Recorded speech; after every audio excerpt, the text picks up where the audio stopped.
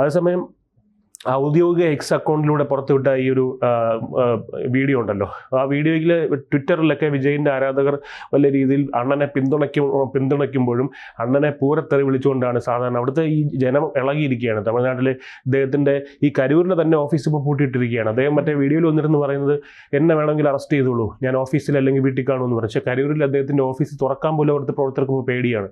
കാരണം 41 അദ്ദേഹത്തിന്റെ പാർട്ടിയിലെ പ്രവർത്തകൻ തന്നെ ഇതിൽ മനംനൊന്ത് തൂങ്ങി മരിക്കുന്ന.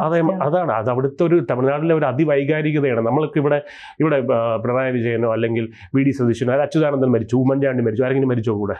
അവരെല്ലാം ഏറ്റവും പ്രിയപ്പെട്ട നേതാക്കളല്ലായിരുന്നോ? ആരെങ്കിലും കൂടെ മരിച്ചോ? ആരും മരിച്ചില്ല.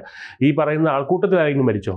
വലിയ ആൾക്കൂട്ടങ്ങളായിരുന്നല്ലോ ഉമ്മൻചാണ്ടിക്കും വി.എസ്. അച്യുതാനന്ദൻ്റെ അനുശോചന യാത്ര, അവസാന അന്ത്യയാത്രയ്ക്ക് ഒറ്റ കുഞ്ഞ് മരിച്ചിട്ടില്ല. അപ്പോൾ അവിടെ ഇത് ഒരു എം ജി ആർ മരിച്ചപ്പോൾ 17 പേര് മരിച്ചു. ഈ പറയുന്ന ജയലളിത മരിച്ചപ്പോൾ ഏതാണ്ട് അത്രയും പേര് തന്നെ മരിച്ചു. പിന്നെ അത് ആൾക്കൂട്ടത്തിലല്ല, സ്വയം മണ്ണെണ്ണ ഒഴിച്ച് മരിക്കുകയാണ്. ഇനിയിപ്പോൾ രജനീകാന്ത് മരിക്കുമ്പോഴൊക്കെ ഇതുപോലെ മരിക്കാൻ കുറേ മണ്ണന്മാരവിടെ ബാക്കിയാണ്. അപ്പോൾ അങ്ങനെയുള്ള, അതായത് ഇപ്പോൾ വിജയ് ഇനിയിപ്പോൾ അറസ്റ്റിലാവും എന്നുള്ളതാണ് പലരുടെയും പേടി. പക്ഷേ അറസ്റ്റിലാതെ സ്റ്റാലിൻ ആ ഒരു മണ്ടത്തരം കാണിക്കില്ല. കാരണം അത് വേറൊന്നും കൊണ്ടല്ല, അതൊരു പക്ഷേ അവർക്ക് തിരിച്ചടിയെ വന്നേക്കാം. ഈ വിജയുടെ ഒരു സമ്പത്ത് എന്ന് പറഞ്ഞാൽ എത്രയാണ്? ഒരു പക്ഷേ ഒരു 250 കോടിയാണ് അദ്ദേഹം ഒരു സിനിമയ്ക്ക് വാങ്ങിക്കുന്നത്. ശരി, അങ്ങേറ്റം ഒരു 10 സിനിമയിൽ അഭിനയിച്ച് കഴിഞ്ഞാൽ 2500 കോടി കിട്ടും.